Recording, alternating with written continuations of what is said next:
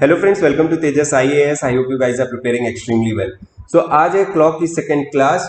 First class में जहां हमने क्लॉक के चार कंपोनेंट्स के बारे में समझा था, वहीं कुछ बेसिक फॉर्मूलेज देखे थे, जैसे एंगल कैसे निकालते हैं, या ओवरलैपिंग का केस है कि कब आवर हैंड और मिनट हैंड ओवरलैप करते हैं, किस टाइम पे करते हैं और कैसे करते हैं, वो हमने देखा था।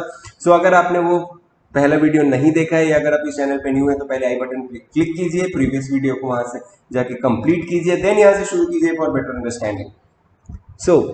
आज की क्लास में हम लोग फिर से क्लॉक के कुछ अलग अलग केसेस को देखेंगे जो बार बार एग्जाम में आपको क्वेश्चंस के फॉर्म में पूछते हैं। उसकी कॉन्सेप्ट को हम लोग सीखेंगे और साथ में हम लोग ये भी एनालाइज करेंगे कि क्या सच में आपको क्लॉक देखना आता भी है कि नहीं। ठीक है, तो चलिए स्टार्ट करते हैं। शुरू करने के पहले मैं एक बार आपको फिर से जो पिछले क्लास में ओवरलैपिंग का केस था वो भी बता देता हूँ, सो डैट आपको एक ही वीडियो में जो तीन अलग अलग टाइप के जो केसेस होते हैं वो मिल जाए, तो आपको रिवाइज करने में आसानी होगा। ठीक है, सो पहला केस था ओवरलैपिंग का केस। ओवरलैपिंग का मतलब आवर हैंड और आपका जो मिनट हैंड रहेगा ये एक दूसरे के साथ कोइंसाइड करने वाले। आवर हैंड और मिनट हैंड एक दूसरे के साथ क्या करेंगे, कोइंसाइड करेंगे। कोइंसाइड मतलब ओवरलैप, मतलब आपको ये अगर मिनट हैंड है तो ये आपको ओवरलैप, जो हमारा आवर हैंड है वो इस तरह से आपको ओवरलैप करते हुए दिखेगा। एक ही लाइन में रहेंगे, बस एक साथ रहेंगे। ठीक है, एक लाइन में भी रहेंगे, एक लाइन में भी रहेंगे और एक साथ रहेंगे, तो उसको हम लोग बोलते हैं ओवरलैपिंग का केस। ठीक है, जैसे ये हो गया आपका 12 बजे कुछ इस तरह रहता है, या 3:15 बजे आपका जो क्लॉक है वो कुछ इस तरह रहता है, या फिर आपका और कितना बजे ले सकते हो, जैसे 4:35 पे 4:20 को लगभग आपको इस तरह से आपका घड़ी दिखती है। तो ऐसे कभी भी आपका जब ओवरलैप का केस रहता है तो उसी को हम लोग बोलते हैं कि आवर हैंड और मिनट हैंड जो एक दूसरे को कोइंसाइड करके रखे हुए हैं। अब देखो इस वाले केस में जो आपको आवर हैंड और मिनट हैंड के बीच में एंगल दिख रहा है वो कितना हो जाए, 0 डिग्री दिख रहा है। ठीक है, यहाँ पर कितना दिख रहा है आपको, 0 डिग्री दिख रहा है। तो मैंने आपको क्या बताया था पिछले क्लास में कि आवर एंड कैसे, मतलब एंगल कैसे निकालते हैं आवर एंड और मिनट एंड के बीच में, उसका फॉर्मूला दिया था theta is equal to 30 into hour minus 11/2 into minute, है ना। और इसको हमने बोला था मॉड में ले लेते, क्यों, क्योंकि इसका हमेशा पॉजिटिव वैल्यू ही हमको कंसीडर करना है। इसको आप इस तरह से भी लिख सकते हो या फिर आप इसको इस तरह से भी लिख सकते हो, 11/2 मिनट माइनस 30 इंटू आवर, इसको आप इंटू करके लिखो तो समझ में आएगा। 11/2 into minute minus 30 into hour is equal to, यहाँ पे हो जाएगा आपका थीटा। ठीक है, दोनों ही आपको वैल्यू ले सकते हैं, क्यों, क्योंकि हम लोग हमेशा पॉजिटिव वैल्यू को ही मानने वाले, हमेशा मॉड लेने वाले। तो इसकी वैल्यू बड़ी हो या इसकी वैल्यू बड़ी हो, इससे कोई फर्क नहीं पड़ता, आप किसी से भी माइनस कर सकते हैं। तो इस केस में जो आपका थीटा की वैल्यू रहेगी वो 0 रहेगी, तो 0 is equal to 11/2 minute minus 30 into hour करके आप उसका फॉर्मूला यूज कर सकते हैं। चलो एक तो क्वेश्चन देख लेते हैं। मान लो आपको टाइम निकालना है 2 PM एंड 3 PM के बीच में ओवरलैपिंग कब होगी। ओवरलैपिंग टाइम आप निकालना है। ठीक है, सो ओवरलैपिंग टाइम कैसे निकालते हैं, मैं बताया कि एंगल के फॉर्मूले से आप इसको यूज करोगे। ठीक है, एंगल का फॉर्मूला के हिसाब से जो दोनों के बीच में एंगल होगा आवर हैंड और मिनट हैंड का, वो कितना हो जाएगा, 0 डिग्री। क्या लिखोगे, 0 is equal to 30 into hour minus 11/2 into minute. ठीक है, इसको आप ऐसे मॉड में कर दो ताकि हमेशा पॉजिटिव वैल्यू आप लो। ठीक है, अब यहाँ पे आर की वैल्यू कितनी होगी, मैंने बताया था कि आपको अब 2 तो बच गया है। ठीक है, 2 बच गए तो मतलब 2 से ज्यादा ही होगा और 3 से हमेशा कम होगा। मतलब आवर हैंड जो है आपकी हमेशा जो टाइम पहले से हो चुका है उसी को हमेशा इंडिकेट करेगा, उसी को हमेशा पॉइंट करने वाला रहेगा। ठीक है, तो यहाँ पे हमेशा आवर हैंड की वैल्यू जो आपको पहले वैल्यू दी रहेगी उसके वो वाली वैल्यू यहाँ पे लिखनी है। तो ठीक है, यहाँ हो जाएगा 30 इंटू 2 माइनस 11/2 इंटू मिनट। अब मिनट आपको नहीं पता कि कब होने वाला, तो इसको मिनट को एज अ वेरिएबल यूज करना है, आपको मिनट की वैल्यू फाइंड आउट करनी रहेगी। और यहाँ पे आपको एंगल 0 दिया ही हुआ है। अब ये क्या करो, 11/2 को आप इधर लेफ्ट साइड में ट्रांसपोज करो, तो ये हो जाएगा 11/2 into minute is equal to 60। Therefore minute की वैल्यू कितनी आ गई, मिनट की वैल्यू आ गई 60 इंटू 2/11, यानी ये हो गया 120 मिनट। 120/11 मिनट, तो इसको आप डिवाइड करो 120 को, तो ये हो जाएगा 1 11 एंड ये हो गया 10 मीन्स ये हो गया 10। सो 10 मिनट, या आप इसको ऐसे लिखो 10 by 11 मिनट्स। ठीक है, सो अब आप ये 10 by 11 को भी आप इसको जो है सेकेंड्स में कन्वर्ट कर दो, ये लिख दो आप 10 minute 10 by 11 into 60 seconds. 1 minute में 60 सेकेंड होता है, तो मतलब 10 by 11 मिनट कितना हो जाएगा, 10 इंटू 60/11, तो ये हो गया 600। 600 को डिवाइड करो आप 11 से, तो ये हो गया 555 एंड ये हो गया 50, ये हो गया आपका 4, तो ये हो गया 6। तो आप ये बाकी रिमाइंडर छोड़ दो, अब सिर्फ आपको ये जो क्वेश्चन है उसको यूज करना है। तो ये हो गया आपका 10 मिनट 54 सेकेंड्स, और साथ में आपको आवर कितना होगा, आवर हमारे पास पहले से फिक्स है, आवर जो रहेगा हमेशा 2 रहेगा, सो 2 आवर 10 मिनट एंड 54 सेकेंड्स। तो ये होगा आपका कंप्लीट आंसर। ठीक है, क्योंकि 2 बजे हमेशा जो आवर एंड होगा वो तो जो पहला टाइम जो दिया हुआ है उसी को इंडिकेट करता रहेगा, क्योंकि अगर 3 को कर दिया तब तो 3 से 4 के बीच के टाइम में चले जाएगा।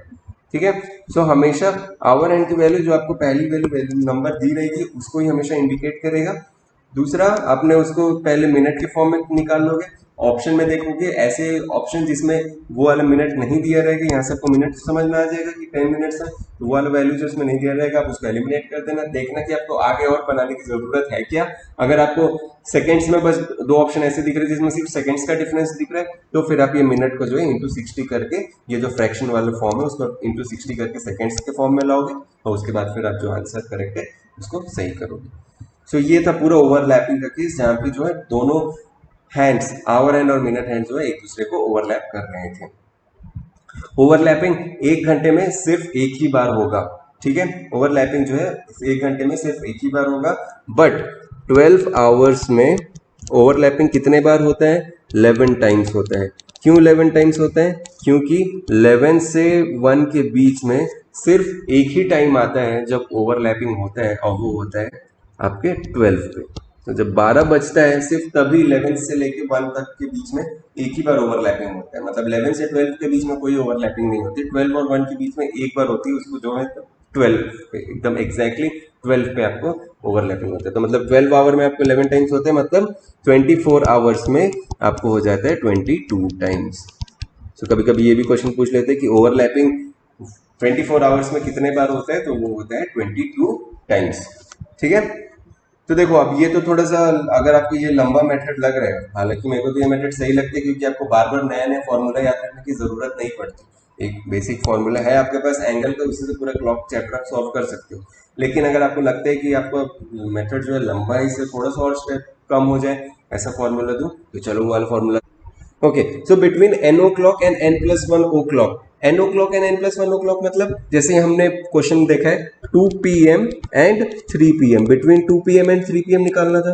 सो 2 PM क्या हो जाएगा, अगर 2 को आप n ले लो तो 3 को आप क्या लिख सकते हो 2 + 1, यानी ये आ गया आपका n + 1। तो मतलब between 2 o'clock and 3 o'clock ना बोल के अगर मैं बोलूं between n o'clock and n + 1 o'clock, अब इसमें n की वैल्यू जो आप पहली वाली वैल्यू दी रहेगी उसको आपको पुट करना है। इस टाइप के क्वेश्चन हमेशा आपको कॉन्सिक्यूटिव टाइम के बीच में ही पूछेगा, कॉन्सिक्यूटिव नंबर्स के बीच में ही पूछेगा, जैसे 2 3 3 4 4 5 12 और 2 3 और 5 इस तरह से आपको गैप करके नहीं पूछेगा, हमेशा कॉन्सिक्यूटिव टाइम के बीच में ही पूछेगा, कॉन्सिक्यूटिव आवर्स के बीच में ही पूछेगा। ठीक है, ये आप बात हमेशा याद रखना, इसलिए एक जन n होगा और एक n + 1 होगा, जो पहले वाला रहेगा उसको n ले लो और जो दूसरे वाला रहेगा उसको n + 1। ठीक है, सो उस केस में जो 2 हैंड्स ऑफ द क्लॉक है वो कहाँ पे ओवरलैप करेंगे, कितने मिनट पे वो ओवरलैप करेंगे 60 n/11 मिनट पास्ट n, मतलब पास्ट n की मतलब जो पहले वाला नंबर है उसके बाद वाला इस मिनट पे। क्यों उसके बाद वाला, क्योंकि मैंने पहले भी बताया कि आवर हैंड जो है हमेशा जो पहला नंबर दिया उसको इंडिकेट करेगा और दूसरे वाले को इंडिकेट नहीं करेगा, इसीलिए हम लोग का आवर हैंड जो है वो फिक्स हो जाएगा, वो n फिक्स हो जाएगा, बट जो मिनट है उसको निकालने के लिए लोग ये फॉर्मूला यूज करेंगे। तो जैसे हम लोग को अभी पूछा था कि 2 PM और 3 PM के बीच में कितने बजे आपको ओवरलैप होगा, तो आप यहाँ पे पुट कर दो वैल्यू 60 इंटू n की वैल्यू आपके पास है 2/11, ये हो जाएगा मिनट पास्ट 2, मतलब 2 बजे के बाद, पास्ट मतलब बाद, तो 2 बजे के बाद कितने मिनट पे जो ओवरलैप करेगा इसकी वैल्यू निकाल लो 120/11 मिनट, यानी 120/11 मिनट यानी 10/11 मिनट, यानी इसको आप लिख सकते हो 10 मिनट 54 सेकेंड पास्ट 2, मतलब 2 बजे के बाद 10 मिनट के 54 सेकेंड पे आपका जो है दोनों हैंड्स जो है वो ओवरलैप कर जाएगा, वो कोइंसाइड कर जाएगा। तो आपको ऑप्शन इस तरह मिलेगा 2, 10, 5, 4। ठीक है, इस फॉर्मेट में आपको आंसर दिया जाएगा। सो आई गेस आपको समझ में आया होगा, ये फॉर्मूला आपको यूज करना है। मेथड आपको बहुत कम हो जाते हैं, लेकिन भैया हर बार नया नया फॉर्मूला यूज करना पड़ता है। इससे बेटर वही मेरे हिसाब से आपको एंगल वाला जो फॉर्मूला है उसको यूज करना चाहिए, वो हर में यूज होगा। नहीं तो इसके बाद जो ट्रिक बताऊंगा उसमें एक नया फॉर्मूला, उसके बाद बताऊंगा उसमें एक नया फॉर्मूला, बट वो जो एंगल वाला है वो सारे के सारे केस में अप्लाई होता है। ठीक है, हम लोग दोनों केस देख लेंगे, आप फिर अपने हिसाब से उसको यूज कीजिएगा। चलो अब नेक्स्ट टाइप देखते हैं, स्ट्रेट हैंड्स या फिर ऑपोजिट हैंड्स। ये आपका हो जाएगा केस 2। स्ट्रेट हैंड या अपोजिट हैंड मतलब जो आपका आवर हैंड है और आपका मिनट हैंड है वो कुछ इस तरह से रहना चाहिए। ठीक है, जैसे ये आपका जब 12:30 बजता है तो कुछ ऐसे आपको दिखता है। ठीक है, या फिर जब 1:35 होता है तब आपको ऐसे दिखता है। 2:40 होता है तो आपको कुछ इस तरह से दिखता है। मतलब कि जब ये स्ट्रेट हैंड्स हो गए या फिर अपोजिट हैंड पे रहेंगे तो फिर ये जो हैंड्स है वो एक दूसरे के अपोजिट नंबर्स पे रहेंगे। जैसे 12 है, एक 12 पे रहेगा तो एक 6 पे रहेगा, एक 1 पे रहेगा तो एक 7 पे रहेगा, एक 2 पे रहेगा तो 8 पे रहेगा, एक 3 पे रहेगा तो 9 पे, 4 पे, 10 पे, 5 पे रहेगा तो 11 पे। तो इस तरह जब आपका ऑपोजिट रहेगा, ये पूछेगा ऑपोजिट कब रहेंगी, ये आवर हैंड और मिनट हैंड ऑपोजिट कब रहेंगे, तो वो जो भी आवर है उसके ऑपोजिट वाला जो नंबर रहेगा उस मिनट पे वो रहेगा। ठीक है, बट एग्जैक्टली सेम उसी मिनट पे नहीं रहेगा, उसके लिए हम लोग को एग्जैक्ट फिगर्स के लिए उसको कैलकुलेट करना पड़ेगा। कैसे करते हैं वो देख लेते हैं। पहले एक बात समझो कि ये जो 180 डिग्री है एक आवर में अपोजिट हैंड जो है एक बार ही होता है। ठीक है, सिर्फ एक बार होता है, बट 12 आवर्स में कितने बार होते हैं? आप पॉज करो और खुद से सोचो, 12 आवर्स में क्या 12 टाइम्स होते हैं कि इसमें भी पिछले बार के टाइप पे एक टाइम ऐसा होगा जिसमें स्किप कर जाएगा। ठीक है, तो आई होप आपको समझ में आया होगा। नहीं समझ में आया तो आंसर है इसका 11 टाइम्स। ठीक है, 12 आवर्स में सिर्फ 11 टाइम्स ही कर पाता है। क्यों? क्योंकि आप यहां देखो 5 और 7 ये वाले जो सेक्टर है, इस वाले में सिर्फ एक ही बार ऐसा होता है जब 6 बजता है, जब आपका मिनट हैंड 12 पे रहता है और आवर हैंड जो है 6 पे रहता है। तो 5 से लेके 7 के बीच में सिर्फ एक बार आपका आवर जो हैंड्स है वो अपोजिट होता है, वो होता है 6 o'clock पे। ठीक है, सो इसलिए 12 आवर्स में आपका 11 टाइम्स होता है, 24 आवर्स में इसलिए आपको हो जाएगा 22 टाइम्स। ठीक है, क्योंकि 6 PM पे सिर्फ एक बार होता है। मीन्स आप ऐसे लिख सकते हो 5 PM, 6 PM एंड 7 PM के बीच में सिर्फ एक बार जो है आपका ऑपोजिट हैंड्स होता है। और ऑपोजिट हैंड्स है मतलब आपकी जो एंगल होगी वो कितनी हो जाएगी? 180 डिग्री। ठीक है, ये वाला जो एंगल होता है ये कितना होता है? ये हम लोग को 180 डिग्री होता है। जब स्ट्रेट एंगल इसी को बोलते हैं ना। तो मतलब यहाँ पे जो आप थीटा की वैल्यू लोगे क्वेश्चन में सॉल्व करने के लिए, उसको आप लोगे 180 डिग्री। ठीक है, तो चलो अब हम लोग देख लेते हैं कि जैसे हम लोग को 4 और 5 बजे के बीच में फाइंड आउट करना है कि कितना बजे आपका स्ट्रेट एंगल फॉर्म होता है, हैंड्स जो है स्ट्रेट एंगल का फॉर्मेशन करते हैं। एकदम एग्जैक्ट टाइम हम लोग को अगर निकालना है तो वो देखते हो कैसे करते हैं। तो पहले मैं आपको वही एंगल वाले मेथड से बता देता हूँ। हम लोग को किसके बीच में पूछा है? 4 PM एंड 5 PM के बीच में। ठीक है, सो एंगल फॉर्मूला क्या था?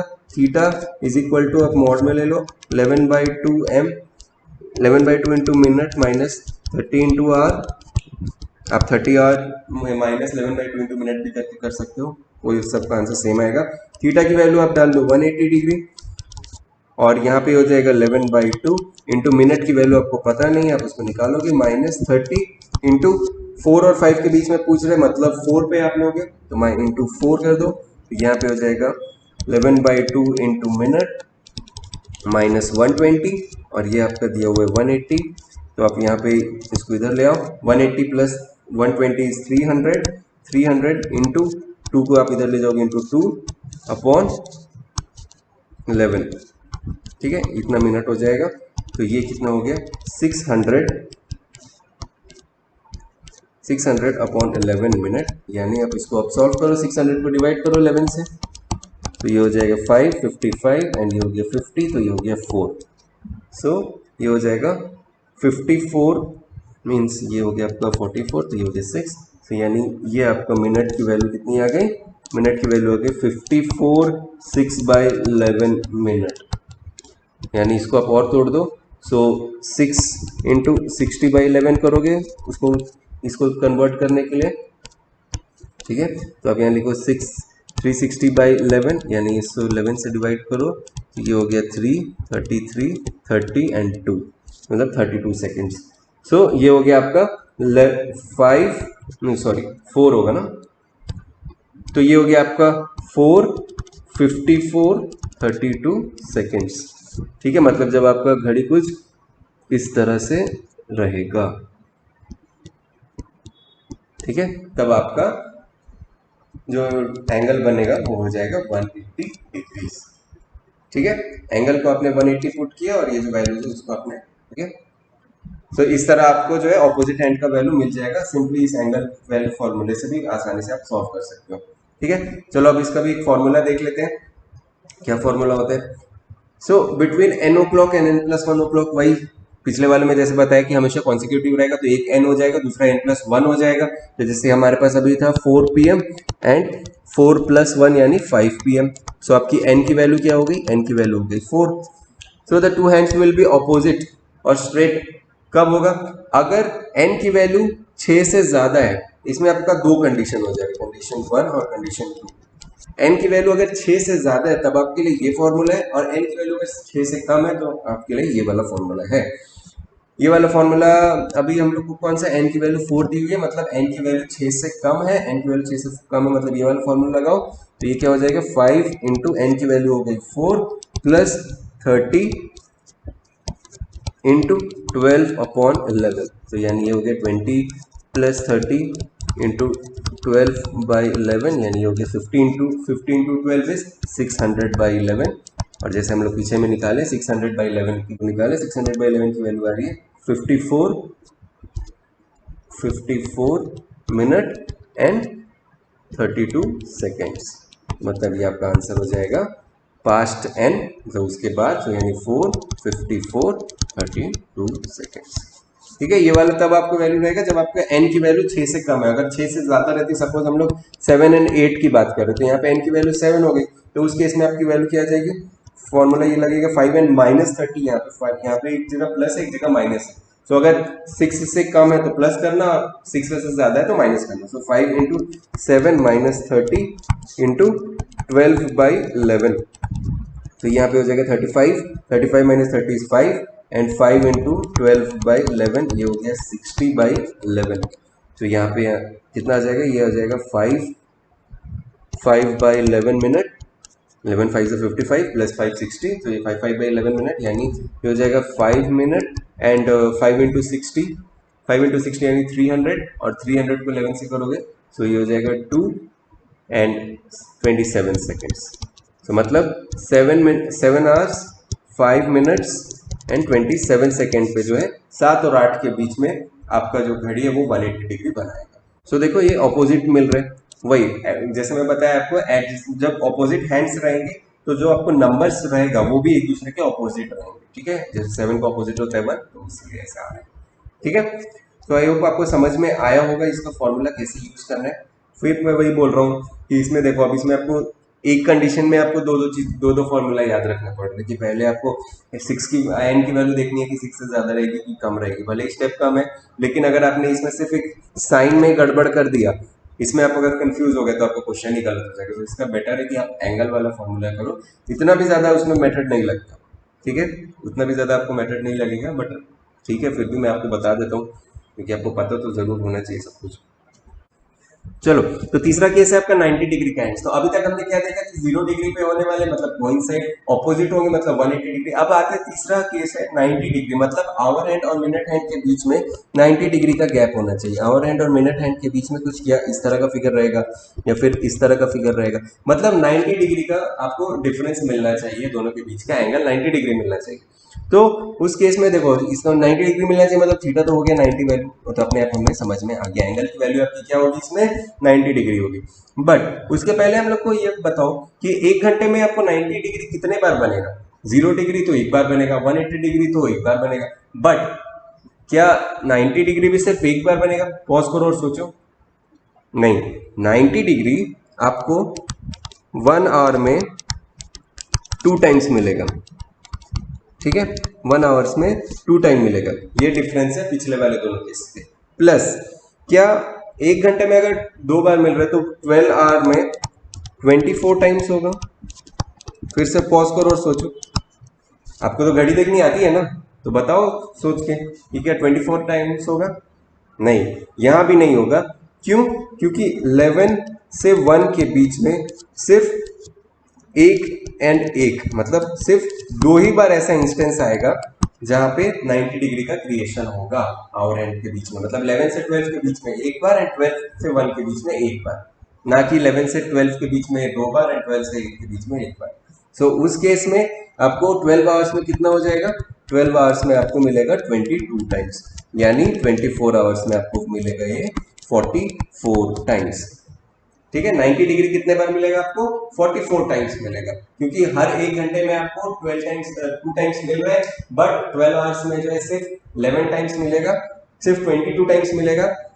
एंड क्यों? क्योंकि 12 आवर्स में आपको ये सिर्फ 22 टाइम्स मिलेगा, और 24 आवर्स में मतलब ये हो जाएगा उसका डबल, यानी हो जाएगा 44 आवर्स। और कब कब नहीं मिलेगा 2 बार? जब 11 से 1 के बीच में सिर्फ एक बार मिलेगा। ठीक है, और एक चीज समझो कि मिनट हैंड का हमने क्या पढ़ा था कि एक मिनट में वो कितना डिग्री चल जाता है? वो चलता है 6 मिनट्स। ठीक है, 1 मिनट में कितना डिग्री चलता है? 6 मिनट। मतलब अगर आप इसको ऐसे रिवर्स लिखो, 6 डिग्री वो क्रिएट करता है 1 मिनट में। ठीक है, 6 डिग्री वो क्रिएट करते हैं 1 मिनट में, तो मतलब 90 डिग्री कितना में क्रिएट करेगा? सो ये हो जाएगा 1/6 इंटू 90, यानी 15। सो मतलब आवर हैंड और मिनट हैंड के बीच में जब 15 मिनट्स का गैप रहेगा, सिर्फ उसी केस में आपको 90 डिग्री का फॉर्मेशन होगा। Hour hand and minute hand के बीच में जब आपको 15 मिनट्स का गैप दिखेगा, तभी आपको जो है 90 डिग्री फॉर्मेशन होगा। सपोज या 4 जैसे 4 5 हो रहा है, सो अगर इसका 90 इसके साथ क्रिएट करेगा तो इसका 15 मिनट्स यानी 420 पे ही ये जो है एंगल क्रिएट होने वाला है 90 डिग्री। ठीक है, आवर हैंड और मिनट हैंड के बीच में हमेशा ये, अगर सपोज ये हो जाता है आपका मिनट हैंड और ये हो गया आपका आवर हैंड, तो ये वाला जो एंगल रहेगा वो होगा 90 डिग्री। तो कभी भी 90 डिग्री के केस में आवर हैंड और मिनट हैंड के बीच में कितना टाइम का डिफरेंस रहेगा? 15 मिनट्स का डिफरेंस रहेगा। 180 डिग्री रहेगा तब कितना का डिफरेंस रहेगा?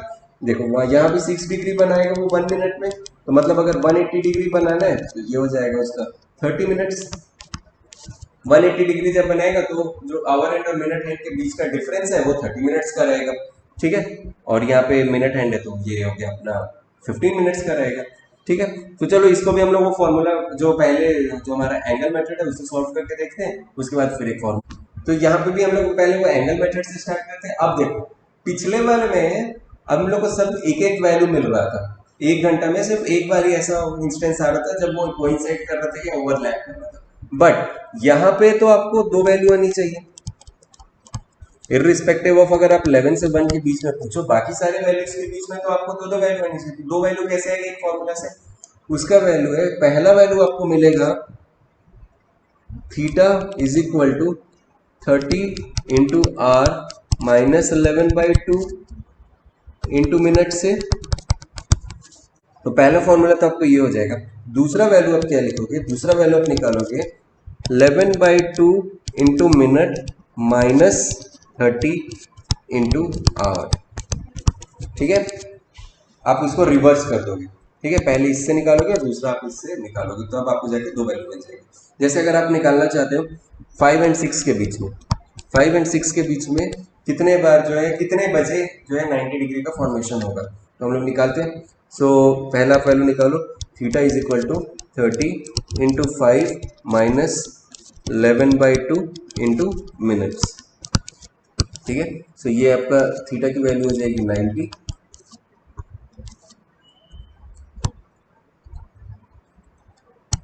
सो आपकी थीटा की वैल्यू हो जाएगी 90 विच इज इक्वल टू, ये हो गया 30 इंटू 5 150 माइनस 11/2 इंटू मिनट। सो आप इसको इधर ले आओ और इसको इधर ले जाओ, तो ये हो जाएगा 11/2 minute is equal to 150 minus 90 यानी ये हो गया 60। तो ये हो जाएगा मिनट की वैल्यू कितनी हो जाएगी 60 इंटू 2/11 यानी 120 बाई यानी 10/11 जैसे पिछले बार हम लोग देखा था। तो इसकी वैल्यू आ जाती है 10 मिनट्स एंड 60 इंटू 110 करोगे यानी 600/11 यानी 5 एंड 54 सेकेंड्स 54 सेकेंड्स। तो मतलब एक टाइम आपको मिल रहा है, पहला टाइम आपको मिल रहा है 5 10 54। इस टाइम पे आपका जो है 90 डिग्री का फॉर्मेशन होगा। मतलब ये आपका कुछ इस तरह रहेगा 5 और ये होगा आपका 10। तो ये भी 3 है, 2 से 3, 3 से 4, 4 से 5 मतलब 5 5 5 यानी 15 मिनट्स। तो जो मैंने बताया कि 15 मिनट्स का गैप रहेगा वो भी पता चल रहा है। ठीक है, सो ये तो हो गया एक वैल्यू। अब दूसरी वैल्यू निकालते हैं।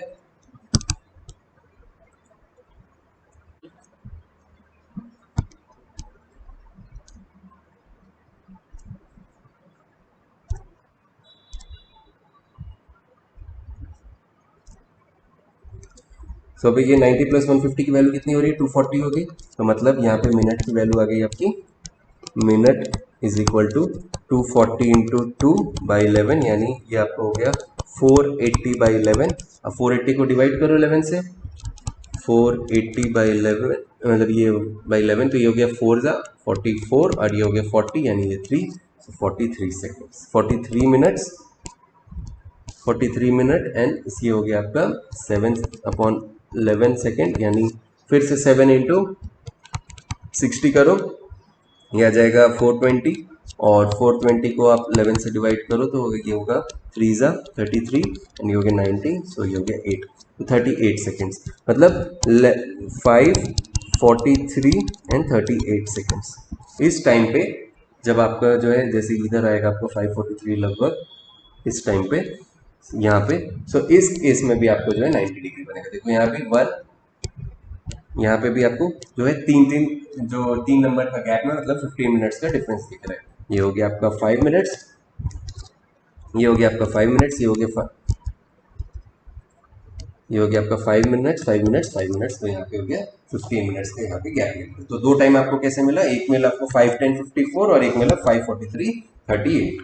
ठीक है, बस आपको ये जो वैल्यूज है इनको इंटरचेंज कर देना, रिवर्स करके आप निकाल दोगे तो दोनों वैल्यूज आपको मिल जाएगी। ठीक है, तो इस तरह से इन 90 डिग्री की वैल्यूज को आप फाइंड आउट कर सकते हो। इसका भी एक शॉर्टकट फॉर्मूला है, वो भी मैं आपको बता देता हूँ। क्या बोल रहे हैं कि between n o'clock and n plus 1 o'clock, वही जो दो कॉन्सिक्यूटिव की बात की वैसे ही रहेगा। उनके बीच में आपका जो दो हैंड है वो 90 डिग्री कब बनाएगा, वो बनाएगा 5n plus minus 15 into 12/11 time. ठीक है, सब जैसे मैंने यहाँ पे बोला था 5 एंड 6 के बारे में, 5 एंड 6 के बारे में जैसे मैंने बोला था। तो जैसे मैंने बोला था 5 एंड 6 के बारे में, तो यहाँ पे आप n की वैल्यू हो गई 5। सो 5 इंटू 5 प्लस माइनस 15 इंटू 12/9। एक बार आप प्लस के साथ वैल्यू करके निकालो, एक बार माइनस के साथ निकालो, क्योंकि दो वैल्यू आपको मिलने वाले हैं। तो पहले प्लस के साथ निकालो, 5 into 5 plus 45 plus 15 is 40 into 12/11 और दूसरा वैल्यू आ जाएगा 5 into 5 25 minus 15 is 25 minus 15 is 10 10 into 12/11। सो एक बार आपको मिल रहा है 480/11 पे और एक बार मिल रहा है आपको 120/11 पे, जैसे हमको पिछले वाले में मिला था।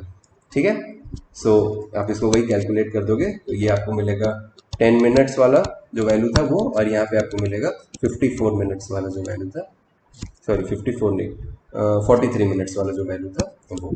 ठीक है, मैं पूरा सॉल्व नहीं कर रहा हूँ, सेम चीज़।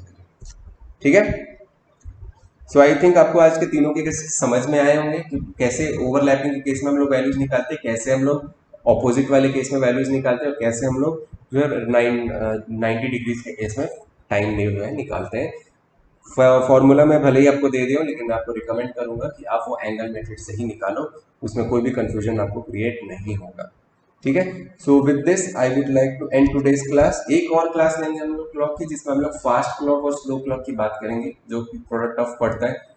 वो वाला क्वेश्चन हम लोग सिर्फ एक दिन पूरा उसी के ऊपर क्वेश्चन बनाएंगे एंड उसके बाद जो है जो भी नेक्स्ट चैप्टर जो चालू करना हो स्टार्ट करेंगे। आपको अगर कोई भी डाउट होता है तो आप मेरे को बिल्कुल कमेंट सेक्शन में कमेंट करके बता सकते हो। मैं अपना जो भी इम्प्रूवमेंट आपको चाहिए होगा मैं उसको करके आपको हेल्प करूंगा। और नीचे टेलीग्राम चैनल का भी लिंक है, अगर आपने अभी तक ज्वाइन नहीं किया तो आपको टेलीग्राम चैनल का ज्वाइन लिंक जो है वो ज्वाइन करके हमारे साथ जुड़ सकते हैं। ठीक है, so with this I would like to say thank you, good day and good bye.